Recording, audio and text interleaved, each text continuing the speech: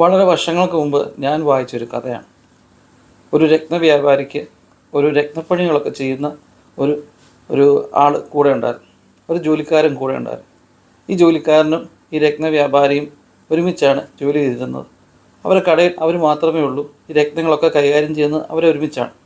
അങ്ങനെ ഇരിക്കെ വളരെ വിലപ്പെട്ട ഒരു രത്നം കാണാതെ പോയി. അവിടെ അവർ കടയിലൊക്കെ അന്വേഷിച്ചു. ആരെടുത്തത് സംശയമായിപ്പോയി. സ്വാഭാവികമായിട്ടും രത്നവ്യാപാരി കരുതി ഈ കൂടെ ജോലി ചെയ്യുന്ന മനുഷ്യനെടുത്താണ്.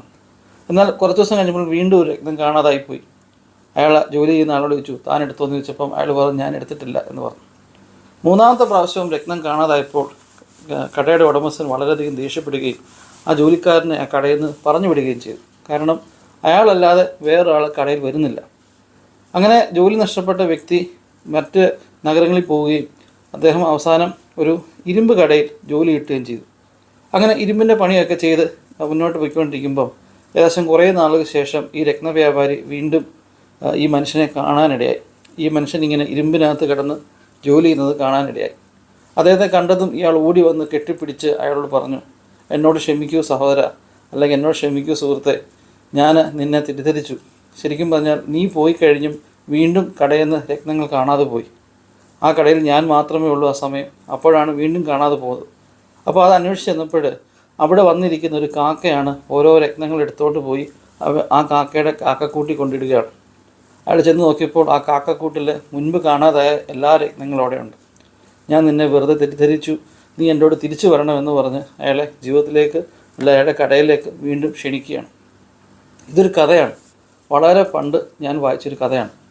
ഞാനിതിപ്പോൾ പറയാൻ കാര്യം കഴിഞ്ഞാൽ നമ്മുടെ പല സുഹൃത്തുക്കളും നമ്മുടെ പല ബന്ധങ്ങളും തകരുന്നതിൻ്റെ ഒരു പ്രധാനപ്പെട്ട കാരണം ഇതാണ്.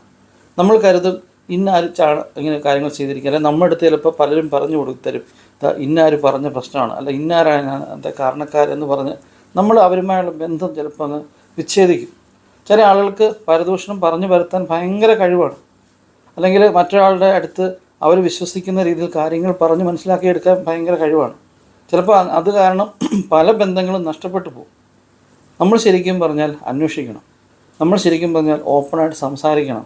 നമുക്ക് പറയാം, നല്ലൊരു ബന്ധമാണ്, നമ്മൾ നല്ലൊരു സുഹൃത്താണെങ്കിൽ നമ്മൾ സ്വാഭാവികമായിട്ടും അവരോട് പറയണം, ഞാനിങ്ങനൊരു കാര്യം കേട്ടു, ഇതിൽ സത്യമുണ്ടോ, ഇതിൽ വാസ്തവം വല്ലതും ഉണ്ടോ. നമ്മൾ മറുവശം കൂടെ കേട്ടിട്ട് ചില തീരുമാനം എടുക്കുക. നമ്മൾ ഓക്കെ ഉറപ്പിച്ചു, ഓക്കെ ഇത് ശരിയാണെന്ന് തോന്നി കഴിഞ്ഞാൽ ബന്ധം വേർപെടുത്തിയേക്കുക.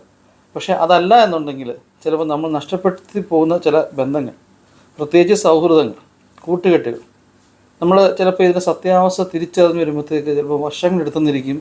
അല്ലെങ്കിൽ ചിലപ്പോൾ പിന്നീട് ഇവരെ ചിലപ്പം കാണാൻ തന്നെ സാധിച്ചില്ല.